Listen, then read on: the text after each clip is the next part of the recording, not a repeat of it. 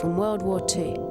Our first location was called the Deep Peak, and with the visibility in this area seldom below 30 metres, this was going to be a treat.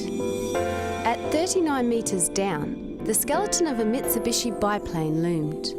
Lying upside down, this Japanese floatplane is an interesting legacy of the 3-year Japanese occupation of New Ireland during World War II.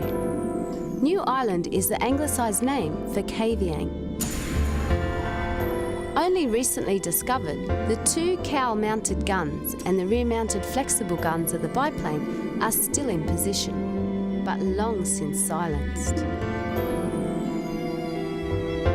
The white sandy bottom brightened the whole scene and made a dramatic contrast to the black coral growing on the wreck.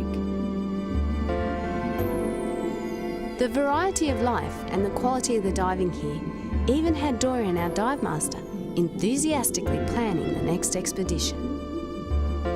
Dives, the water moves into this narrow passage and hits a wall, running across the entrance, setting up the ideal current to attract schooling pelagics, that is, sea life from the open ocean, including grey reef, white-tip and silver-tip sharks.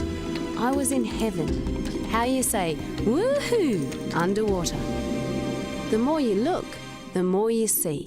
You can't miss these big fellas cruising around. Then the liquid sky above me was filled with clouds of amazing sea life.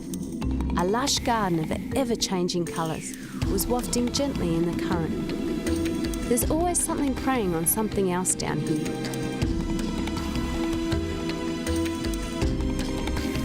That was awesome. There were sharks, mackerel, big old trevally, tuna, just about everything you could possibly want to see.